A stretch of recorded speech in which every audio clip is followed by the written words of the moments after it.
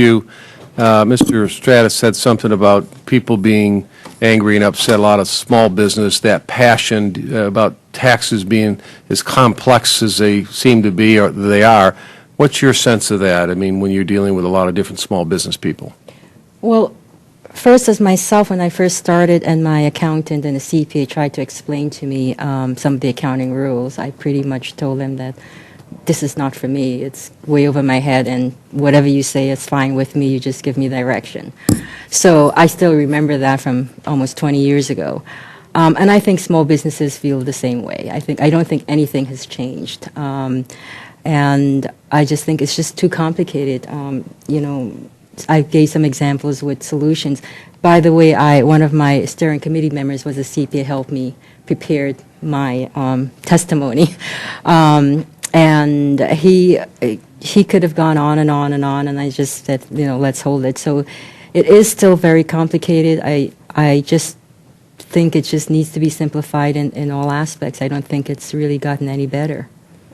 I don't know if I've answered your question. Yeah. The other thing, and we were, the chairman and I were having lunch yesterday talking about different things, but, you look at, of course, states like Oregon, great state, California, but, now, and this is a little off of tax simplification, but it's one of my big passions, is we're looking at, taxes being 39% or so, 40% federal. A state like Oregon, California, I know, is 10+%, maybe as high as 15. So someone, starts out, takes the risk, puts up their house, all these personal guarantees. Where's the incentive anymore for someone to do all this? Then they got to pay property taxes and all the other, assuming you got property tax out, other taxes on top of that. And it's one thing if you're making less than 100, but I know people that end up being, when they become successful, they start making 300, 400, 500. They need that capital reinvest for jobs, and that's the big thing I think that we need today for small business.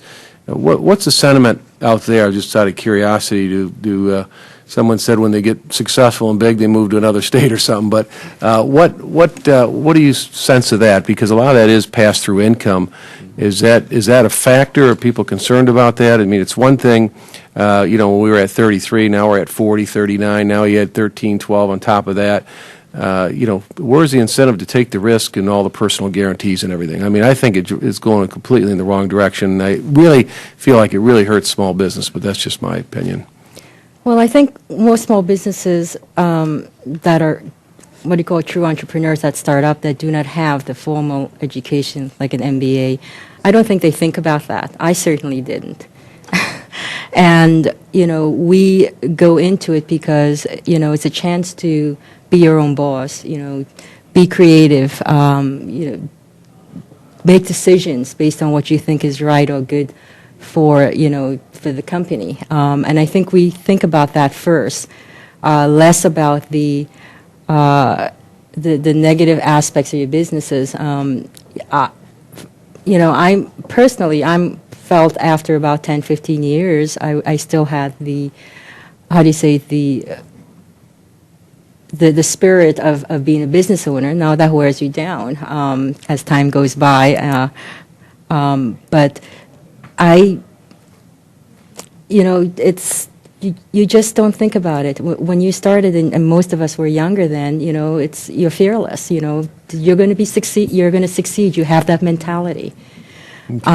Until it really hits you, that's when you start being mature and seeing what the responsibilities are and the decisions that you have to make.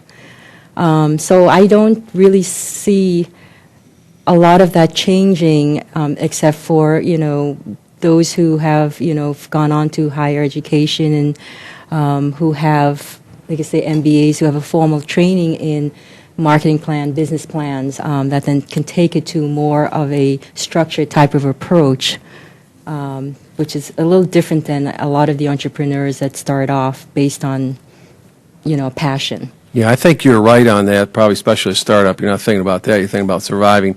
Mr. Blackledge, your company's in Oregon? That's correct. A more mature, generational family business, I assume.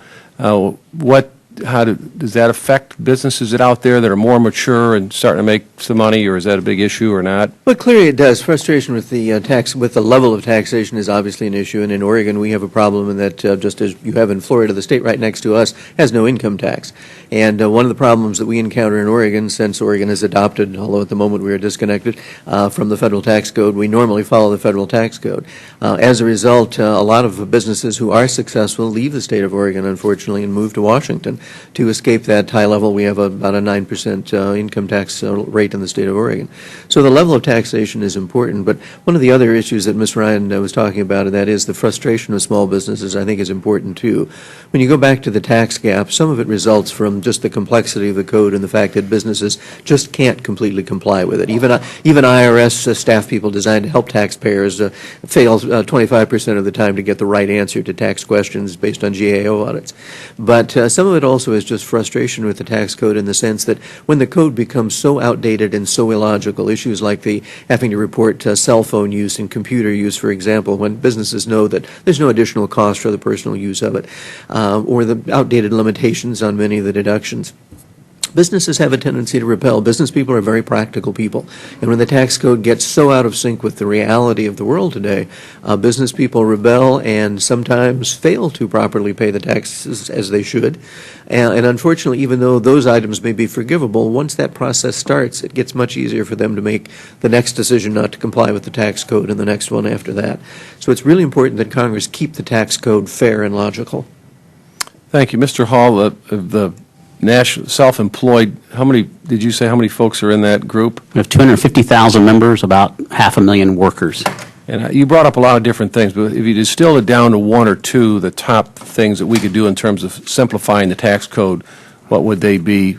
And I'm sure there's 10 things, but if you were to say 1, 2, or 3 or something like that, just off Well, one, because the bill is pending, which is the home office deduction. I think that makes a big difference. That makes an immediate help. Maybe the more pervasive of the issues I talked about was clarification of the worker status, independent contractor versus employee. And what we were just talking about here, you know, back in the day, I started my career with Pete Marwick, which is a giant accounting firm.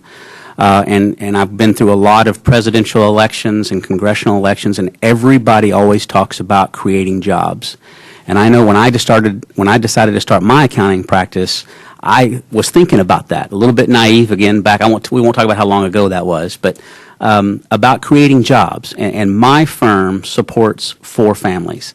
There are 4 jobs that I created, and I'm very proud of that. And I think that's the incentive to start businesses. And I think that back in the day, that was always the incentive to start business. That's changed a little bit. Back in March, I did a tax seminar in connection with the SBA's Small Business Development Centers, and I spoke to 62 small businesses.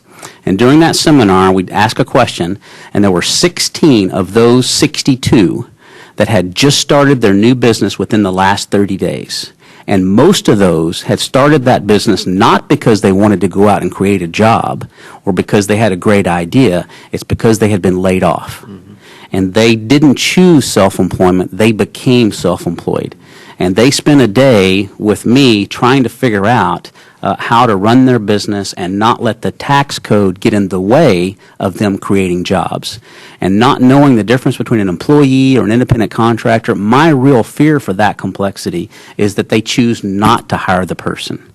And choosing not to hire the person, when you have the economic base to create a job, if you choose not to create a job just because the tax code is complicated, now we truly have cost all of us money based on just that choice.